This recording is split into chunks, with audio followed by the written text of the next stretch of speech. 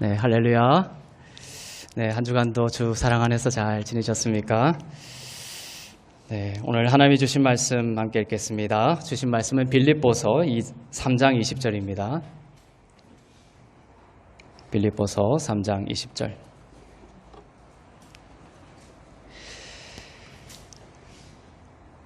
네, 우리 한 목소리로 함께 읽겠습니다. 시작. 시민권은 하늘에 있는지라 거기로부터 구원하는 자 곧 예수 그리스도를 기다리노니. 아멘. 네, 몇 주간 하나님께서 이 말씀을 이 시대를 살아가는 우리들에게, 우리 성도님들에게 선포하기를 원하시는 마음이 많이 들었습니다. 그래서 오늘 이 말씀을 함께 나누면서 이 마지막 때에 꼭 마지막이 아닌 것 같이 살아갈 때가 있지만 하나님께서 이 마지막 때를 말씀하고 계시고 이 마지막 때를 우리가 깨어 있어야 된다. 그러한 하나님의 마음을 함께 나누기를 원합니다. 주님은 곧 다시 오신다. 주님은 곧 다시 오신다. 우리는 이것을 잘 잊어버리지만 하나님은 주님의 다시 오심을 늘 마음에 담고 주님의 다시 오심을 기다리며 이 땅에서 성령을 따라 살아가기를 원하십니다. 주님 다시 오실 텐데 지금 우리는 하나님의 시간표 안에서 어떤 시점에 와 있고 또 앞으로 어떠한 일들이 일어나게 될 것인지를 오늘 말씀을 통해 깨닫기를 원합니다. 제자들도 이것이 궁금했나 봐요. 오늘 마태복음 24장을 중심으로 말씀을 나눌 텐데 제자들도 예수님께 이것을 물었고 예수님이 말씀을 통해 이것을 풀어주시고 예언을 하셨습니다. 마태복음 24장 1절부터 3절을 한번 먼저 읽겠습니다. 마태복음 24장 1절부터 3절 말씀 시작. 예수께서 성전에 나와서 가실 때에 제자들이 성전 건물들을 가리켜 보이려고 나오니 대답하여 이르시되 너희가 이 모든 것을 보지 못하느냐? 돌 하나도 돌 위에 남지 않고 다 무너뜨려지리라. 예수께서 감람산 위에 앉으셨을 때에 제자들이 조용히 와서 이르되 우리에게 이르소서 어느 때에 이런 일이 있겠사오며 또 주의 임하심과 세상 끝에는 무슨 징조가 있사오리까? 크게 세 개의 질문으로 구성되어 있습니다. 이제 첫째 질문을 먼저 보면은 지금 제자들이 예수님께 보이려고 했던 것은 헤롯 성전이에요. 성전을 보이려고 이제 구절 한번 띄워놓아 주시면 감사하겠습니다. 제자들에게 보이려고 했던 것은 헤롯 성전입니다. 이 헤롯 성전. 원래는 솔로몬 성전이 있었죠. 그 터에. 하지만 나중에 바벨론 포로로 갔다가 그것이 다 무너지고 이제 스룹바벨 성전이 세워지고 그 다음에 이제 예수님이 오실 때 당시에는 헤롯 성전이 이제 재보수가 되어 있어요. 헤롯 성전은 좀 독립된 성전이라기보다는 스룹바벨 성전의 그 허물어진 것을 개보수하는 수준이라고 볼 수가 있습니다. 이 보이려고 했던 것은 헤롯 성전입니다. 그런데 예수님은 그 헤롯 성전이 돌 하나도 돌 위에 남지 않고 전부 다 무너질 것이다 예언하고 있습니다. 이 돌성전, 헤롯 성전이 다 무너질 것이다. 돌 위에 돌 하나도 남지 않고 전부 무너질 것이다 라는 예언은 본질적인 의미는 그 성전 제사 중심, 구약 그 성전의 그 짐승의 제물을 드려서 인간의 죄를 사하려고 했던 그러한 그 구약 중심의 종교, 그 옛 언약이 전부 무너질 것이다. 없어질 것이다 라는 것이 본질적인 의미입니다. 또한 그 의미만 있는 것이 아니라 실제적으로 역사 속에서도 이 예언대로 이 돌성전도 돌 위에 하나도 남지 아니하고 역사 속에서 무너질 것을 예언하셨고 그것이 역사 속에서 성취가 되었습니다. 로마의 티투스 장군이 예루살렘에 쳐들어와서 이것이 이루어졌죠. AD 70년입니다. 예수님의 이 예언이 이루어진 시기가 AD 70년입니다. 로마의 티투스 장군이 예루살렘을 쳐들어와서 성전을 무너뜨려 버립니다. 지금 이스라엘에 가면 벽이 하나 있죠. 통곡의 벽이 있습니다. 통곡의 벽이 있는데 그것이 서쪽 벽이에요. 근데 그것은 성전벽은 아닙니다. 그것이 서 있다고 해서 돌 위에 돌 하나도 남지 않고 다 무너진다고 했는데 서쪽 벽은 서 있네? 이렇게 하시면 안 돼요. 성전벽은 전부 다 무너지고 그래서 성전의 외벽에 서쪽 벽만 지금 남아있는 것입니다. 이것이 지금의 현실이다. 이스라엘을 조롱하기 위해서 로마군들이 전부 다 무너뜨리고 이 서쪽 벽만 조롱하기 위해서 이제 남겨둔 거예요. 그게 이스라엘 사람들뿐만 아니라 우리도 성지순례 가면 이 서쪽 벽, 통곡의 벽에 가서 이제 남녀가 분리된 그 벽이 있는데 분리시켜서 그 통곡의 벽에서 기도를 하고 하죠. 그런데 이 지금 방금 읽은 마태복음 24장 1절에서 3절에 보면 세 가지 질문이 나오게 되는데, 첫째 질문이 뭐냐면 어느 때에 이런 일이 일어날 것이냐, 어느 때에 이 성전이 무너질 것이냐, 이 질문이 첫째 질문입니다. 즉 어느 때에 성전이 돌 위에 돌 하나도 남지 않고 무너진다라는 것이냐. 그 예언, 지금 이제 제가 방금 얘기했듯이 AD 70년에 로마군에 의해서 그것이 무너졌습니다. 이 성전이 돌 위에 돌 하나도 남지 않고 다 무너진다는 이 예언은 지금 이제 마태복음 24장 이제 1절에 이제 질문은 나와 있지만 대답은 누가복음 21장에서 대답을 하세요. 누가복음 21장 20절에서 24절에 보면 AD 70년에 로마군이 쳐들어와서 예루살렘을 에워싸고 모든 성전을 파괴한다. 어느 때까지? 그리고 이방인들에게 쫓겨서 이스라엘 민족들이 전부 전 세계로 디아스포라로 흩어지게 될 것이다. 회복되긴 할 텐데 어느 때까지냐? 이방인에게 밟힐, 이방인의 때가 찰 때까지. 그 예루살렘이 이방인에 의해서 이 밟히는 시기가 계속될 것이다. 이것이 이제 예언이 되고 있습니다. 누가복음 21장 20절부터 24절에 우리 한번 보겠습니다. 시작. 너희가 예루살렘이 군대들에게 에워싸이는 것을 보거든 그 멸망이 가까운 줄을 알라. 그때에 유대에 있는 자들은 산으로 도망갈 것이며 성내에 있는 자들은 나갈 것이며 촌에 있는 자들은 그리로 들어가지 말지어다. 이 날들은 기록된 모든 것을 이루는 징벌의 날이니라. 그날에는 아이 벤 자들과 젖먹이는 자들에게 화가 있으리니 이는 땅에 큰 환난과 이 백성에게 진노가 있겠음이로다. 그들이 칼날에 죽임을 당하며 모든 이방이 사로잡혀 가겠고 예루살렘은 이방인의 때가 차기까지 이방인들에게 밟히리라. 그죠? 20절에 보면 예루살렘이 군대들에게 에워싸이면 이 예언이 성취된 때, AD 70년에 이제 이것이 예언이 로마군이 쳐들어와서 예루살렘을 둘러싸고 성전을 무너뜨리게 됩니다. 그때 이제 이 일이 예언이 되죠. 그리고 모든 이방에게 사로잡혀 가게 될 것이다. 그리고 예루살렘은 이방인의 때가 차기까지 이방인들에게 밟히리라. 이렇게 예언이 되고 있습니다.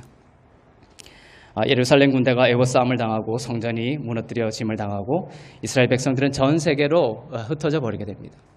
이 흩어진 이스라엘 백성들을 뭐라고 합니까? 디아스포라라고 합니다.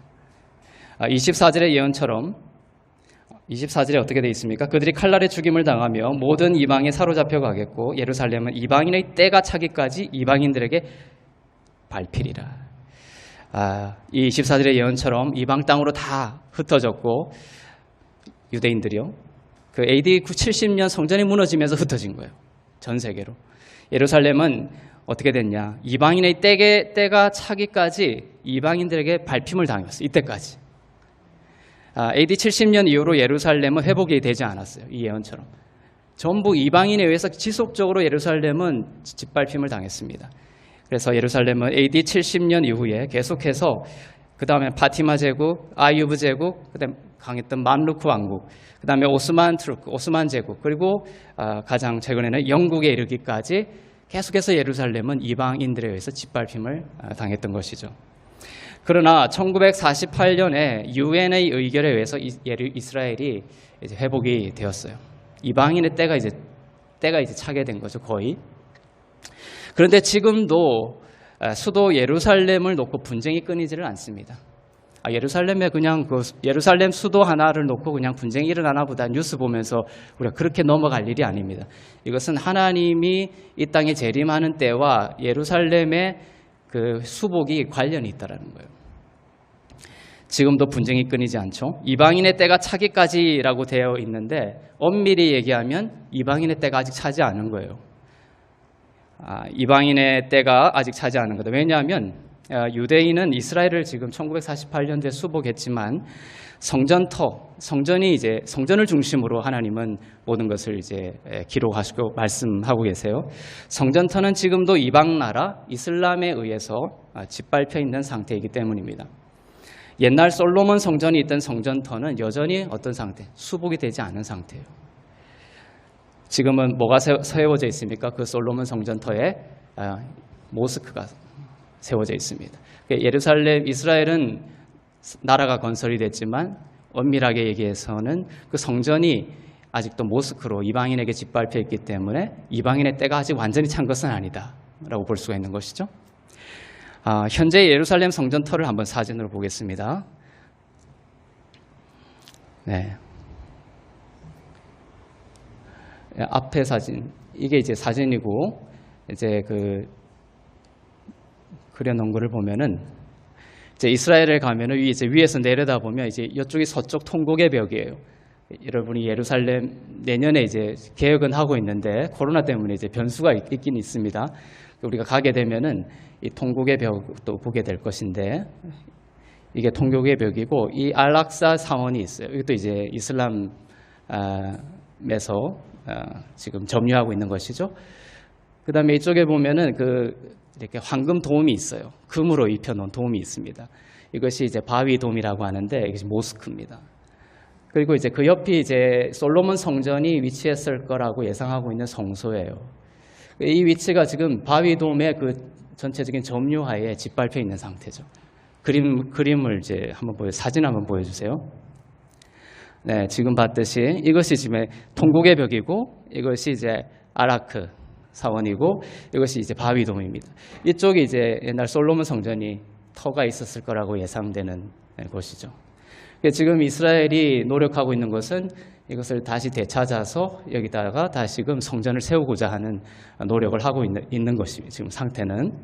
지금 이제 이방인의 때가 차기까지 했는데 실질적으로는 지금 때가 차지 않은 상황이다. 이렇게 볼 수가 있습니다.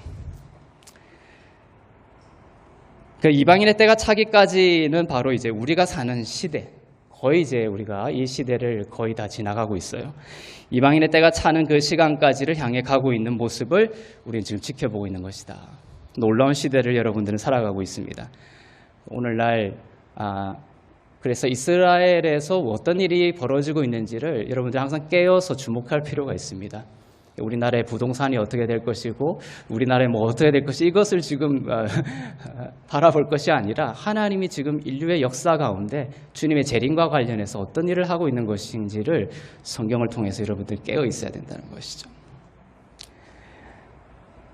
세상은 모르지만 성도 여러분은 이 사실을 성경을 통해서 깨어 있기를 바랍니다. 이것이 첫 번째 질문에 대한 주님의 예언에 대한 답입니다. 두 번째 질문과 세 번째 질문은 뭐냐 하면 우리가 마태복음 24장 1절부터 3절에 보면 둘째 질문, 세 번째 질문은 주의 임하심의 징조는 무엇이며 세상 끝날의 징조는 무엇이냐라는 질문입니다. 세상 끝날에 주님께서 다시 오신다라는 거예요. 그 주님의 다시 오시는 징조는 무엇이고 세상의 끝날이 있다. 세상의 끝날의 징조는 무엇이냐라는 질문입니다. 마태복음 24장은 이 질문에 대한 풀이를 쭉 하고 계시는 거예요. 주의 임하심과 세상 끝날의 징조에 대해서 예수님은 이제 마태복음 24장 5절 이후부터 쭉 풀어주고 계신 겁니다. 풀어주시는 이 본문은 어디에 대한 이야기냐면 주님의 재림에 대한 말씀이세요. 주님의 재림.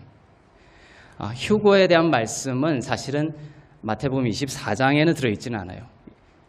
이제 휴거를 제가 조금 이따가 설명할 텐데 마태복음 24장의 이야기는 재림에 대한 풀이입니다. 재림에 대한 징조를 이야기하고 있습니다. 주님이 재림하시면 세상은 정말 끝이 나는 거예요. 더 이상의 구원을 받을 수 있는 기회는 없습니다. 예수님을 믿고 영원한 생명을 얻고 하나님의 자녀가 되는 기회는 더 이상 없는 거예요. 재림에 주님이 다시 오시면은. 그렇지만 아직 세상의 끝은 아닙니다. 그러나 또한 아주 가까이 왔다. 주님이 재림하시기 전에 징조를 한번 볼까요? 미리 말씀을 드리면 교회는 이 본문들을 보면서 또 심각하게 두려워하지 않기를 바랍니다. 하나님은 교회를 향한 다른 구원의 계획이 있기 때문입니다. 이런 지금 24장에 이제 풀이할 텐데 이 징조들은 주님의 재림, 이 주님이 이제 다시 오신다고 할 때는 두 가지 의미가 될 수도 있어요. 하나는 휴거가 될 수도 있고 하나는 재림이 정말 마지막 때에 오시는 것일 수가 있습니다. 그런데 24장의 풀이는 주님의 재림에 대한 이야기입니다. 그런데 이 재림과 관련해서 그 전에 교회를 향해서는 주님의 다른 계획이 있다는 거예요. 그러니 이 재림의 징조에 대해서, 마지막 때의 징조에 대해서 여러분들이 너무 두려워하지 않기를 바랍니다. 지금 본문들은 끝날이 다가오면서 세상 모든 사람들이 보게 되는 일어날 일들이기도 하지만 어떤 대상을 중심으로 한 거냐면 유대인을 대상으로 초점을 두고 하신 예언입니다. 마태복음 24장 4절부터 8절을 읽겠습니다. 네, 시작. 예수께서 대답하여 이르시되 너희가 사람의 미혹을 받지 않도록 주의하라. 많은 사람이 내 이름으로 와서 이르되 나는 그리스도라 하여 많은 사람을 미혹하리라. 난리와 난리 소문을 듣겠으나 너희는 삼가 두려워하지 말라. 민족이 민족을, 나라가 나라를 대적하여 일어나겠고 곳곳에 기근과 지진이 있으리니 이 모든 것은 재난의 시작이니라. 네. 이런 일들을 우리가 지금도 경험하고 있죠. 마지막 때가 되면 우리가 지금 경험하고 있는 수준과는 차원이 다른 재난의 시작이 있다는 것이죠. 지금은 아직 끝날이 아니기 때문에 그 가까운 징조들을 저희들이 보고 있는 겁니다. 민족이 민족을, 나라가 나라를 대적하여 일어나고 곳곳에 기근과 지진이 있으리라 예언하셨습니다. 우리 세대는 이 말세의 징조들을 조금씩 뚜렷이 경험해 가고 있습니다. 민족이 민족을, 나라가 나라를 대적하여, 세계대전을 우리가 경험했죠. 우리는 그 전쟁의 경험을 가까이 알고 있는 세대들입니다. 또한 곳곳에서 인종 간의 갈등이 있습니다. 이것은 민족이라고 되어 있는데 에스닉이라는 그 영어의 헬라어적 원어를 가지고 있습니다. 인종을 뜻하죠. 인종과 인종 간의 싸움이 곳곳에서 일어나고 있습니다. 또한 기근이라고 되어 있죠. 기근은 기후변화와 큰 관련이 있습니다. 세계 인구 35억 명의 먹거리를 책임지고 있는 아시아에 기후변화가 오면 전 세계적으로 기근이 더욱 심해질 것이라는 이야기가 있습니다. 또한 지난 세월 동안 6천년 동안에 기온이 4도가 올랐는데 산업혁명 이후 100년 동안에 1도가 올라버린 거죠. 그러니까 이 기온이 올라가는 속도가 점점점 빨라지고 있습니다. 인류가 배출한 그 탄소가스의 영향 때문인 것이죠. 북극의 빙하가 녹고 있습니다. 북극의 빙하는 그냥 빙하가 아니라 탄소 덩어리입니다. 그것이 녹으면 탄소가 공중으로 배출이 돼서 더욱 지구의 온도를 높이게 되는 것이죠. 그 영향으로 각종 바이러스들이 창궐 하고 있습니다. 지진이라고 또 되어 있는데 이것은 원문으로 대지진을 대지진. 지난 수십 년 동안의 지진이 역사 전체보다 더 많은 지진이라는 보고가 있습니다. 주님이 하신 말세의 예언을 우리는 지금 겪고 있습니다. 아직 세상의 끝은 아니지만 가까이 가고 있다는 것을 우리가 알 수가 있는 것이죠. 마태복음 24장 9절부터 10절을 보겠습니다. 시작. 그때 사람들이 너희를 환난에 넘겨주겠으며 너희를 죽이리니 너희가 내 이름 때문에 모든 민족에게 미움을 받으리라. 그때에 많은 사람이 실족하게 되어 서로 잡아주고 서로 미워하겠으며. 자, 이러한 징조들이 말세의 징조이고 더 심해질 것이라는 예언들입니다. 주님이 재림하기 전에 대환란이라는 것이 옵니다. 아직 대환란의 때는 아니지만 대환란이 가까이 왔음을 알리는 재난의 모습들을 우리가 조금씩 경험하고 있습니다. 이러한 구절들을 보면서 마음에 큰 슬픔이 있는 분들이 있습니까? 여러분이 하나님의 자녀이고 교회이고 또 거듭난 성도라면 지금 이러한 구절들을 읽으면서 마음에 너무 심각한 마음의 무거움이 있다면 내려놓기를 바랍니다. 많은 사람들이 이 구절을 읽고 교회에도 그대로 이 본문을 적용하려고 하지만 사실 이 내용에는 교회가 없다라는 것이에요. 유대인과 유대인 성도들을 향해서 하시는 말씀입니다. 이사야서 61장 2절에는 예수님이 오실 때에 어떠한 일들이 일어날 것인지를 예언하고 있습니다. 은혜의 해와 보복의 날이 이제 구약적 관점에서 예언이 되어 있습니다. 이사야서 61장 2절을 보겠습니다. 시작. 여호와의 은혜의 해와 우리 하나님의 보복의 날을 선포하여 모든 슬픈 자를 위로하되. 예수님이 공생애 때 이제 공생애를 시작하시죠. 그러면서 이사야서 61장 2절을 인용하세요. 두루마리를 이렇게 펼치. 지금 같은 성경이 아닙니다. 두루마리로 되어 있는 건데 그것을 이렇게 펼치셔서 이사야서 61장 2절을 인용하세요. 어디서 인용하냐면 누가복음 4장에서 인용하세요. 4장 19절에서. 그런데 여호와의 은혜의 해와 보복의 날이라고 되어 있어요. 그런데 예수님이 누가복음 공생애 때는 이 구절을 인용하면서 보복의 날을 빼버리세요. 예수님이 이 땅에 와서 오신 그 은혜의 사역은 교회를 향해서는 보복의 날이 없다라는 것을 가르쳐 주시는 거예요. 예수님은 공생애를 시작하시면서 회당에서 이 구절을 인용하면서 보복의 날을 읽지 않고 두루마리를 닫아버립니다. 이것은 교회에는 보복의 날이 없다라는 것을 간접적으로 암시한 거예요. 교회에는 뭔 말을 선포하실 거예요? 은혜의 해를 선포하실 거예요. 예수님이 은혜의 해를 선포하시고 지금까지도 은혜의 해가 이어지고 있는 거예요. 해라고 하고 보복은 날이라고 하죠. 이것도 그냥 쓰신 것이 아니에요. 해는 길죠. 보복의 날은 순간적으로 끝나버리는 거예요. 주님이 재림하시면 끝나버리는 거예요. 하지만 주님이 오시고 그 초림하신 때부터 지금까지 은혜의 해가 길게 이어지고 있는 거예요. 구원의 때입니다. 지금은. 그런데 교회를 향해서는 이 뭡니까? 보복의 날을 빼버린 것이죠. 주님이 인용한 구절을 볼까요? 누가복음 4장 19절입니다. 시작. 주의 은혜의 해를 전파하게 하려 하심이라. 그 앞절까지는 이사야서 61장을 쭉 인용하시면서 그 뒷구절을 인용하시면서는 보복의 날을 빼버리신다.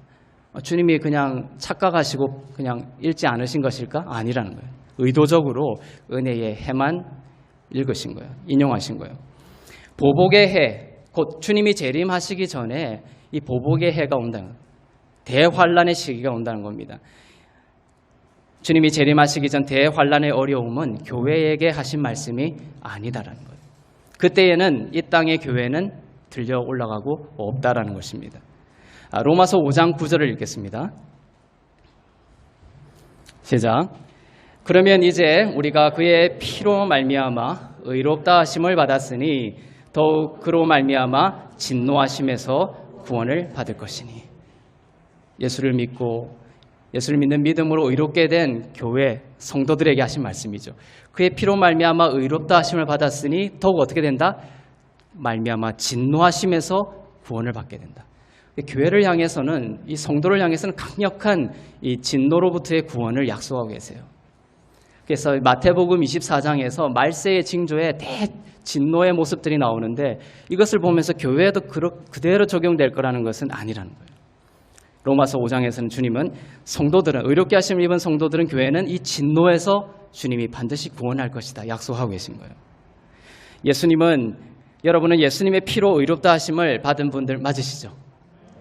그렇다면 예수님의 십자가의 공로로 인해서 성도는 하나님의 진노를 은혜의 해는 겪지만 보복의 날은 겪지 않게 될 것입니다. 7년 대환란과 주님의 재림 때 이루어지는 그 영원한 심판이라는 보복의 날의 시간들을 겪지 않을 것이라는 거예요. 이 모든 것이 시작되기 전에 주님께서 공중으로 오셔서 교회를 지상에서 들려 올릴 것입니다. 제가 지금 이제 말세에 일어날 징조를 중심으로 설교를 해서 시간이 많지가 않잖아요. 그래서 이러한 말세 징조에 대해서 이야기를 하지만 다음에는 휴거 전까지 경험하게 되는 교회의 그 영광과 은혜를 다시 한 번 더 설교할 기회가 있을 겁니다. 제가 오늘 이제 휴거에 대한 흐름으로 이제 흘러가고 있습니다. 휴거에 대해서는 많은 견해들이 있습니다. 휴거를 인정하면 이단, 인정하지 아니하면 이단 이런 것이 아닙니다. 이것은 설입니다. 설. 휴거를 인정하지 않는다고 이단이고 이런 건 아닙니다. 이것은 여러분들이 어떤 관점을 선택할 수가 있어요. 성경적으로 그것이 논리적으로 맞고 그다음에 설득력이 있고 오늘날 우리가 살아가는 이 기다림의 때를 살아가는 우리들에게 어떠한 유익이 있는지 관점에서 저는 이것이 우리가 취하면 가장 바람직한 성경적인 논리적인 관점이다라는 입장에서 이제 설명을 하고 있는 것입니다. 제가 휴거를 이야기한다고 해서 나는 휴거를 인정하지 않습니다. 라고 하더라도 괜찮기는 합니다. 그렇다고 해서 제가 뭐라고 하진 않습니다. 하지만 제 설교와 말씀을 듣고 성령의 역사하심을 통하여 여기에 대한 휴거에 대한 하나님의 사모함이 있기를 바랍니다. 주님의 재림을 인정하지 않으면 이단이에요. 그거는 주님은 다시 오지 않는다. 그것은 이단입니다. 그렇지만 그래서 저는 어떤 관점이냐면 세대주의적 전천년설이라는 입장이에요. 전천년설, 후천년설 이것도 이제 신학교에 가면 배웁니다. 주님의 다시 오심과 관련해서. 그래서 한 1, 2학기를 해야 되는 내용 분량입니다. 저는 한 관점을 택해서 설교적인 시간 속에서 여러분들에게 설명하고 있습니다. 여러분 찾아보셔도 좋습니다. 그래서 전천년설, 후천년설 크게는 그렇게 나뉘는데 예수님이 오셔서 1000년 동안 통치하는 시기가 온다라는 거예요. 예언이 된다는 거예요. 예언이 되고 있습니다. 성경에. 그것이 1000년이에요. 1000년인데 전천년, 후천년은 뭐냐면 주님이 오시는 것이 1000년 전이냐 1000년 후냐 이거예요. 1000년의 주님의 통치하심 전에 주님이 재림하시는 것을 전천년설이라고 하는 거예요. 주님이 1000년 동안 통치하시는 그 뒤에 주님이 오시는 것이 이제 후천년설이라고 하는 거예요. 근데 전천년설 안에도 두 가지가 나뉩니다. 세대주의적 전천년설과 역사주의적 전천년설. 역사주의적 전천년설은 전천년설이긴 하지만 휴거를 인정하지 않지만 세대주의적 전천년설은 유대인들을 특별히 유대인들을 향한 하나님의 마음과 계획을 따로 고려하는 것이죠. 그리하여 휴거를 인정합니다. 그래서 앞으로 이제 이러한 징조들이 있으면서 대환란, 7년 대환란이 일어나게 될 거예요. 그리고 주님이 재림하시는 거예요. 근데 7년 대환란 전에 뭡니까? 교회는 휴거될 것이다. 이것이 세대주의적 전천년설입니다. 네, 조금 어려우시죠?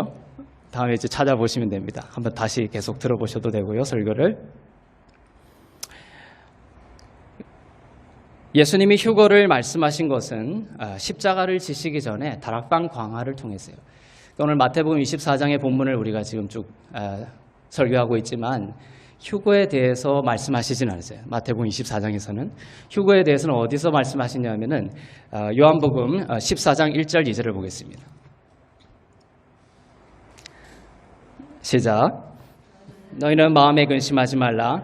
하나님을 믿으니 또 나를 믿으라. 내 아버지 집에 거할 곳이 많도다. 그렇지 않으면 너희에게 일렀으리라. 내가 너희를 위하여 거처를 예비하러 가노니 가서 너희를 위하여 거처를 예비하면 내가 와서 너희를 내게로 영접하여 나 있는 곳에 너희도 있게 하리라.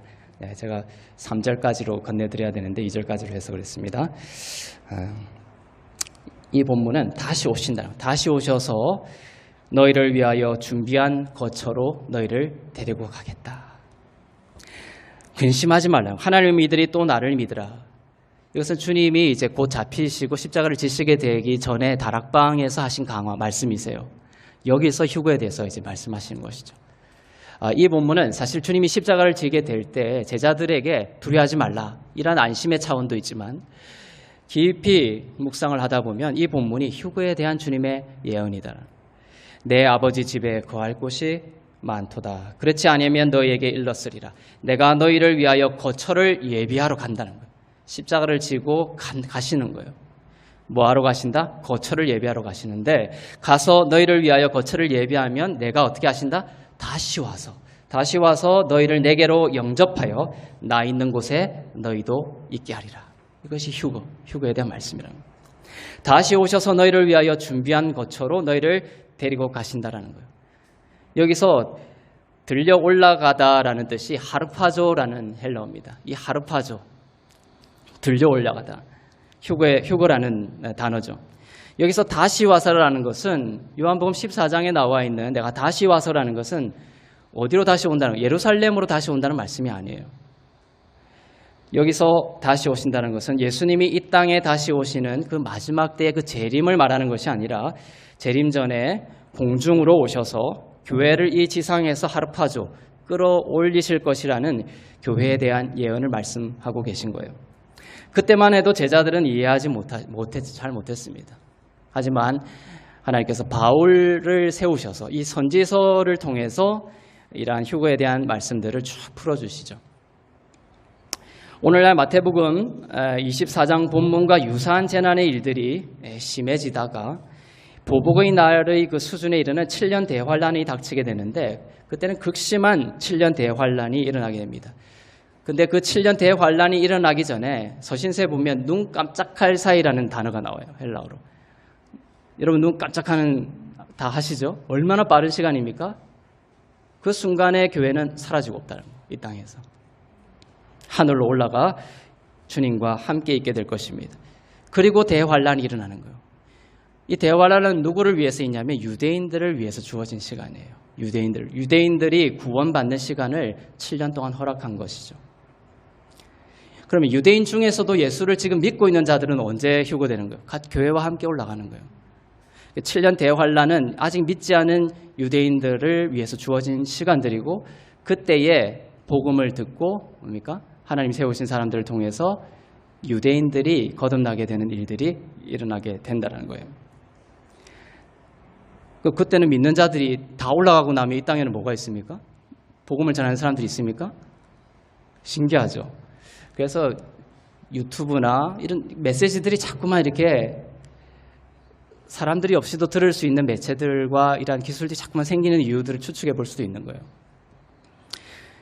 7년 대환란 동안 복음을 듣게 되는 유대인들이 있을 것입니다. 그들은 예수를 대환란 이후에 믿게 되는 것이기 때문에 대환란을 통과해야 되는 거예요. 그때 예수를 믿게 되는 유대인들은. 그리고 끝까지 견딜 수 있도록 또한 주님께서 재림의 때까지 주님께서 함께 하실 것을 또 약속하세요. 마태복음 24장 13절부터 14절입니다. 그들에 대한 말씀이에요. 시작.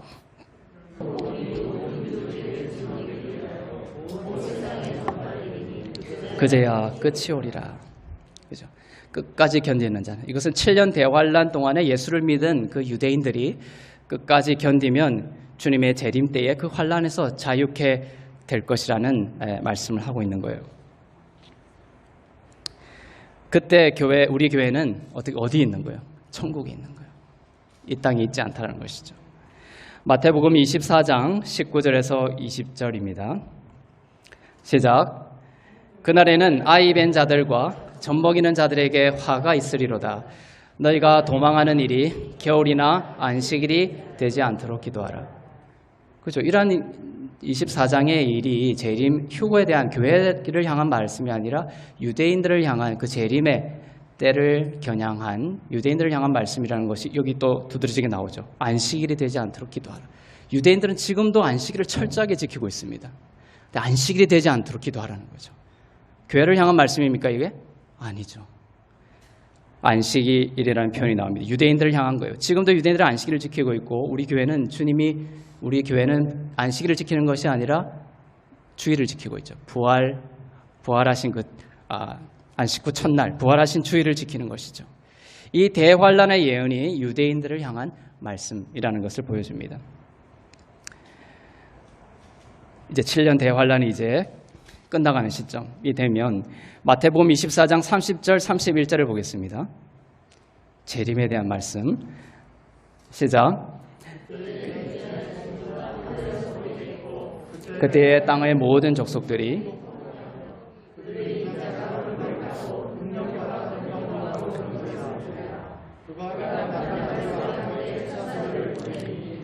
그들이 그의 택하신 자들을 하늘 이 끝에서 저 끝으로 사방에서 모으리라. 네.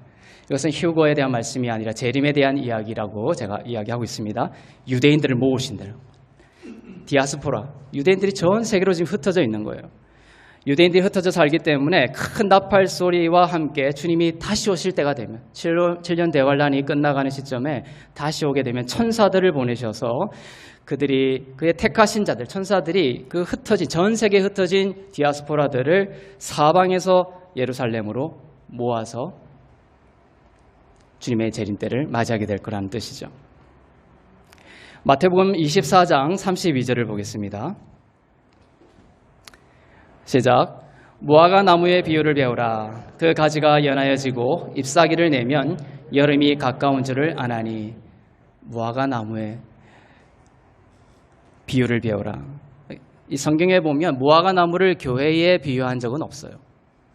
항상 성경은 무화과 나무를 유대인들을 향해서 비유하고 있습니다. 이스라엘입니다. 이스라엘 국가가 1948년에 세워졌고 이제 그 가지가 연하여지고 잎사귀를 내고 있다는 뜻이죠. 무화과 나무의 비유를 배우라. 그것을 보라는 거예요. 그 가지가 연하여지고 이제 잎사귀를 내면 때가 가까이 온 줄 알라는 거예요. 그러니까 이스라엘 민족이 역사는 오래됐지만 1948년에 이제 건설이 된 연한 가지예요. 역사가 이제 실질적으로 오래되지 않은 거예요. 연한 가지가 연하여지고 잎사귀를 내기 시작하는 그 시기를 우리는 지켜보고 있는 것이죠. 여름이 가까운 줄을 알라라는 것이죠. 주님의 재림이 가까워졌다는 뜻입니다. 주님이 재림이 가까워졌다는 뜻은 뭡니까? 휴거의 때도 가까워졌다는 뜻이죠. 마태복음 24장 33절에서 34절입니다. 시작. 이와 같이 너희도 이 모든 일을 보거든 인자가 가까이 곧 문 앞에 이른 줄 알라. 내가 진실로 너희에게 말하노니 이 세대가 지나가기 전에 이 일이 다 일어나리라. 이 세대가 지나가기 전에 이 휴거와 재림이 다 일어난다고 합니다. 이 세대는 뭐냐? 이 세대는 바로 방금 전 구절이 뭐냐면 이러한 징조들이 일어나기 시작하고 가지들이 연하여지고 잎사귀가 나기 시작하는 것을 보는 세대. 즉 이스라엘의 재건국 그 시기를 본 세대를 말하는 거예요. 여러분들은 1948년도에 이스라엘이 재건되는 걸 본 세대죠. 그 이후에 태어났지만 그 역사적 사실을 가까이에서 알고 있는 세대들입니다. 우리는 그때를 알 수 없지만 이제 이 가지가 연해지고 잎사귀를 내는 이 시기, 즉 이스라엘의 재건과 이제 이방인의 때가 점점 때가 가까이 차고 있는 이 시대를 살아가고 있는 여러분 세대를 말하는 거예요. 이 세대가 지나가기 전에 이 일이 다 일어나리라. 가까워졌다는 것이죠. 우리는 그때가 언제라고 딱 말할 수는 없어요. 그때와 그 시를 아무도 알 수 없다라고 했습니다. 하지만 뭡니까? 주님은 그 재림은 가까이 왔고 또한 교회는 그 큰 환란이 닥치기 전에 휴거 harpazo하게 될 것을 우리는 이제 인식하게 되고 있는 것이죠. 사람들은 이 휴거를 조롱합니다. 휴거를 상당히 조롱하는 그러한 분파들도 많이 있습니다. 온다 해놓고 아직 안 온다. 온다고 한 지가 2000년이 넘었다. 이렇게 하면서 이제 안 오신다. 그렇게 조롱하기도 합니다. 또는 휴거가 없다. 이렇게 이야기하는 분파들도 있죠. 엘리야가 살아서 올라간 것. 엘리야가 불병거를 타고 죽지 않고 살아서 휴거되죠. 그것은 하르파조, 휴거를 예언하고 있는 말씀이에요. 나중에 아이들이 엘리야 다음에 누굽니까? 엘리사가 오죠. 엘리사는 엘리야의 사역을 물려받아서 이제 하는 사역자였죠. 엘리사에게 어떻게 조롱을 합니까? 대머리 했다라고 아이들이 저주받은 것이 아닙니다. 엘리사에게 아이들이 어떻게 했냐면 대머리여 하늘로 올라가 보라 이렇게 조롱합니다. 본질은 어디 있습니까? 아이들이 휴거를 조롱한 거예요. 대머리여 엘리야처럼 하늘로 한번 올라가 봐라. 휴거가 어디 있느냐? 조롱하다가 암곰 2마리에게 42명의 아이들이 죽임을 당합니다. 오늘날에도 휴거를 비웃고 조롱하는 사람들이 있습니다. 베드로후서 3장 3절부터 4절입니다. 시작. 먼저 이것을 알지니 말세에 조롱하는 자들이 와서 자기의 종욕을 따라 행하며 조롱하며 이르되 주께서 강림하신다는 약속이 어디 있느냐? 조상들이 잔 후로부터 만물이 처음 창조될 때와 같이 그냥 있다. 그냥 이대로 살다가 간다. 주님이 다시 오시는 일은 없다. 이렇게 이야기를 하죠. 조롱함에도 불구하고 2000년 넘게 주님이 기다리고 계세요. 주님이 왜 이렇게 휴거를 약속하시고 재림을 약속하셨음에도 불구하고 지금 기다리고 계십니까? 그것은 택하신 백성들이 다 멸망하지 않고 주님께로 돌아오게 하기 위해서입니다. 여러분들을 예수 믿는 자들이 택하신 백성이 다 돌아오게 되는 그러한 시간들을 기다리고 계시는 것이죠. 오늘 주님을 믿지 않는 분이 있다면 주님을 영접하고 멸망하지 않고 영원한 은혜의 해를 누릴 수 있기를 바랍니다. 베드로서 3장 9절입니다. 시작. 주의 약속은 어떤 이들이 더디다고 생각하는 것 같이 더딘 것이 아니라 오직 주께서는 너희를 대하여 오래 참으사 아무도 멸망하지 않고 다 회개하기에 이르기를 원하노라. 주님이 택하신 백성들은 주님이 다 돌아 멸망하지 않고 반드시 주님께서 불러 모으실 것을 믿습니다. 나중에 예수 믿지 이렇게 하는 혹시 시청하시는 분들이나 또 마음속에 그런 분들이 있다면 오늘 이 시간 더 늦기 전에 오늘 이 시간 주님을 영접하고 마지막 때에 이 은혜의 복음을 땅끝까지 전하는 주님의 일에 그의 삶으로 부름받을 수 있기를 바랍니다. 우리는 마지막 때를 살아가고 있습니다. 그러나 예수님을 믿는 성도들은 교회는 멸망하지 않을 것입니다. 주님의 심판의 재림이 오시기 전에 공중에 강림하신 주님께 하르파죠. 끌어올려져서 천국의 삶을 살게 될 것입니다. 이것이 은혜의 복음이에요. 거기 보면 묘한 것이 있어요. 세례 요한이 와서 천국 복음을 전하죠. 회개하라 천국이 가까이 왔느니라. 그리고 주님이 말세를 말할 때도 은혜의 복음이 땅끝까지 이렇게 말씀 안 하신다는 거예요. 천국 복음이 땅끝까지 전해져. 그 전까지는 뭡니까? 휴거 때 전까지는 은혜의 복음이 선포되는 거예요. 그것이 이제 뭐 딱 구분되는 건 아니지만 지금은 그 천국 복음의 알짜인 핵심인 은혜의 복음이 선포돼요. 보복의 날이 없는 거예요. 은혜의 복음에는. 이 회개하라 세례 요한이 전했던 그 천국 복음, 주님이 오실 때 그 천국 복음이 말세 때까지 가는 거예요. 그러니까 7년 대환란에 증거되는 것은 은혜의 복음이라고도 볼 수 있지만 어떤 관점에서는 뭡니까? 천국 복음이 세례 요한이 전했던 그 복음이 땅끝까지 가는 것이죠. 천국 복음이 선포돼요. 그는 주님이 믿지 않으면 재림의 때가 나오면 더 이상 구원이 없는 그러한 복음을 내포하고 있는 것입니다. 로마서 8장 23절을 보겠습니다. 시작. 그뿐 아니라 또한 우리 곧 성령의 처음 익은 열매를 받은 우리까지도 속으로 탄식하며 양자 될 것 곧 우리 몸의 속량을 기다리느니라. 우리는 기다리는 게 있죠. 뭘 기다리는 겁니까? 몸의 속량을 기다리는 거예요. 우리는 구원받은 자고 우리는 부활한 자입니다. 그런데 딱 하나가 남아있어요. 여러분들은 부활한 자인데 딱 하나가 지금 아직 성취되지 않은 상태로 남아있어요. 그것은 몸의 속량인 거예요. 몸의 구원이 이제 이루어질 것이 예언되어 있습니다. 우리 성도는 그 때를 기다리며 사는 거예요. 저주와 심판과 보복을 기다린 자들이 아닙니다. 오히려 주님의 오심을 기다리며 마지막 남은 몸의 속량의 때를 기다리는 것이에요. 몸의 속량을 기다리는 것이에요. 이 몸의 속량, 지금은 여러분들이 부활한 자이지만 몸은 영광의 몸을 입고 있지 않죠. 주님이 부활하시고 제자들 앞에 나타나시죠. 제자들이 문을 다 걸어 잠굽니다. 그런데 주님이 그 문을 통과하세요. 그리고 말씀을 하시고 그 막힌 지붕을 뚫고 또 올라가세요. 영이 몸인데 또 먹기도 하세요. 상당히 신비하고 영광스러운 몸이죠. 그 몸을 여러분들이 입게 될 거라는 거예요. 그것이 여러분들에게 남아있는 몸의 속량. 주님이 휴거하실 때 공중으로 들려 올라가면서 하르파조시에 여러분들이 입게 될 몸이 예수님이 입으셨던 그 몸인 거예요.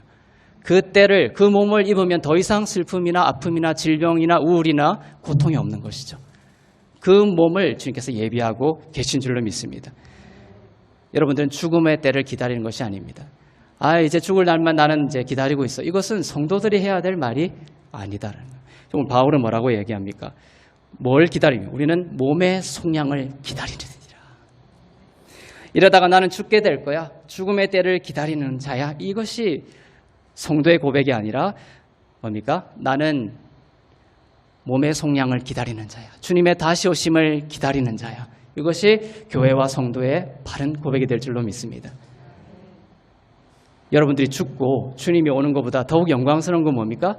여러분이 살아있을 때, 지금 이때에, 눈 뜨고 있을 때에 주님의 휴거가 이루어지고 주님이 다시 오셔서 몸의 속량을 경험하는 것이 여러분들이 받을 가장 영광스러운 영광의 은혜라는 것이죠. 그때 이루어질 몸의 속량을 기다리는 자들이 되기를 바랍니다. 휴거가 일어나면 성도는 이 영광의 몸을 입게 될 것입니다. 아프지도 않고 전혀 두려움도 없고 주님이 승천하실 때 입었던 그 찬란한 영광의 몸을 입고 어떻게 되어 있냐면 그 다음이 더 좋아요. 영원히 주님과 함께 거하리로다. 소름 끼치지 않습니까? 영원히 주님과 함께 거하리로다. 영광의 몸을 입고 이것이 우리들이 이 땅 주님의 다시 오심을 기다리며 이 땅을 살아가는 여러분들의 심령의 고백이 되기를 바랍니다. 휴거를 분명하게 이제 바울이 밝히는 구절인데 그것이 데살로니가전서 4장 16절 17절입니다. 여기서 이제 하르파조라는 단어가 명백하게 끌어올려 이것이 하르파조라는 단어입니다. 16절부터 17절 읽겠습니다. 시작. 주께서 호령과 천사장의 소리와 하나님의 나팔 소리로 친히 하늘로부터 강림하시리니 그리스도 안에서 죽은 자들이 먼저 일어나고 그 후에 우리 살아남은 자들도 그들과 함께 구름 속으로 끌어올려 공중에서 주를 영접하게 하시리니 그리하여 우리가 항상 주와 함께 있으리라. 아멘. 성경에는 죽은 자를 잠잔다 이렇게 표현해요. 왜 죽었다는 표현을 안 하고 잠잔다냐고 하면 살아있기 때문에 그래요.